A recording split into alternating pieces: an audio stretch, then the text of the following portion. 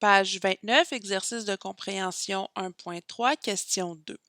On nous donne une matrice B et on nous demande de calculer IB et BI en choisissant I de façon adéquate. Donc, je vous rappelle que I majuscule, c'est la matrice identité. La matrice identité est une matrice carrée dont tous les éléments sur la diagonale principale valent 1 et les autres valent 0. Pour que le produit matriciel soit défini, donc on puisse faire le produit en deux matrices, il faut que les formats soient compatibles. Qu'est-ce que ça veut dire les formats compatibles? Alors, dans un premier temps, on va trouver le format, la dimension de la matrice B, qui est une matrice, 2 lignes, 3 colonnes. Donc, pour que I, B existe, je vous rappelle qu'il faut que le nombre de lignes de B corresponde ici au nombre de colonnes de I. Alors, forcément, il faut qu'on aille un 2 ici. Il faut donc que la matrice I soit une matrice 2 par 2, puisque la matrice, elle est toujours carrée. La matrice identité est toujours carrée.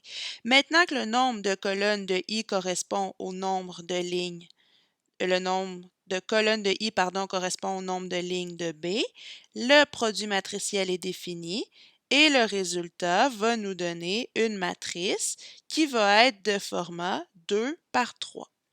Donc, on va calculer une matrice résultante C qui va être de format 2 par 3. Alors, allons-y. La matrice I d'ordre 2, c'est la matrice qui contient des 1 sur la diagonale principale et des 0 ailleurs, fois la matrice B, qui est la matrice 6, 5, 4, 3, 2, 1, qui va nous donner une matrice 2 par 3. Alors, cette matrice-là, 2 par 3, on va commencer en calculant l'élément C1, 1. C'est donc la première ligne avec la première colonne. Première ligne de I avec la première colonne de B. Qu'est-ce que ça va donner? 1 fois 6 plus 0 fois 3 qui va donner 6. Ensuite, C1, 2, on va avoir 1 fois 5, donc deuxième colonne, plus 0 fois 2, qui va nous donner 5.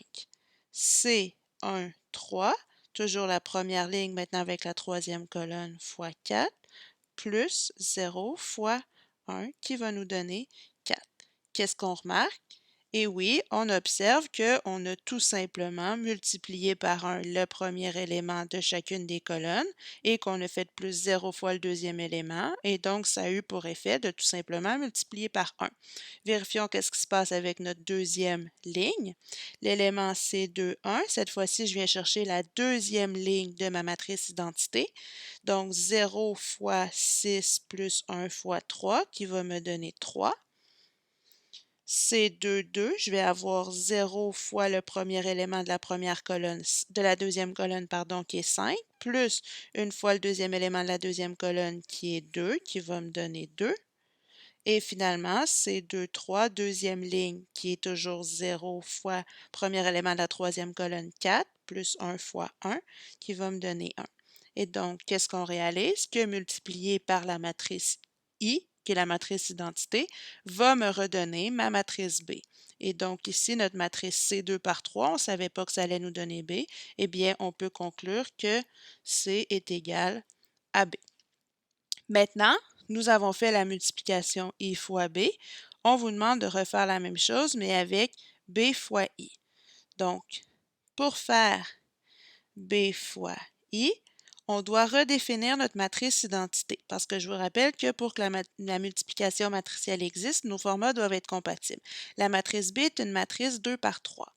Donc, si ma matrice est une matrice 2 par 3, je dois trouver ici l'ordre de ma matrice I qui doit être de 3 pour que la multiplication existe. Et donc, comme le nombre de colonnes de B est égal au nombre de lignes, le nombre de colonnes de B est égal au nombre de lignes de I, le produit matriciel est défini et le résultat va nous donner une matrice C qui va être une matrice 2 par 3. Donc, je vous rappelle, Les deux au milieu nous permettent de définir est-ce que c'est compatible. Et le nombre de lignes de B et le nombre de colonnes de I va nous donner le format de notre matrice finale. Alors, notre matrice B, c'est la matrice 6, 5, 4, 3, 2, 1. Cette fois-ci, on doit utiliser une matrice identité d'ordre 3, c'est-à-dire que la matrice va être une matrice 3 par 3, dont les éléments sur la diagonale principale valent 1 et tous les autres valent 0. Qu'est-ce qu'on va avoir? Eh bien, vous vous doutez qu'on va encore obtenir cette fois-ci notre matrice B, qui va être une matrice 2 par 3. Je vais faire au long les calculs de la première ligne avec vous. Vous allez voir, c'est la même chose. Donc, C1, 1, qu'est-ce que j'obtiens? J'obtiens première ligne avec première colonne, 6 fois 1, plus 5 fois 0, plus 4 fois 0. Eh bien, il va avoir seulement 6. C1, 2, qui va me donner 6 fois 0, plus 5 fois 1 plus 4 fois 0 qui va me donner 5. Et finalement, c'est un 3. Qu'est-ce qu'on va avoir? Toujours la première ligne fois cette fois-ci la troisième colonne, 6 fois 0 plus 5 fois 0 plus 4 fois 1 qui va nous donner 4. Et là, si on refaisait la même chose avec nos autres lignes, j'ai fait ma matrice un peu trop grosse, c'est quand même une matrice 2 par 3. Donc, si on refaisait la même chose avec la deuxième ligne, qu'est-ce qu'on va obtenir? 3 fois 1 plus 2 fois 0 plus 1 fois 0 qui va me donner 3. 3 fois 0 plus 2 fois 1 plus 1 fois 0 qui va me donner 2. Et 3 fois 0 plus 2 fois 0 plus 1 fois 1 qui va me donner 1. Et donc, on va avoir, encore une fois, la matrice B. Conclusion, lorsqu'on multiplie par la matrice identité, on obtient notre matrice de départ qui était ici la matrice B.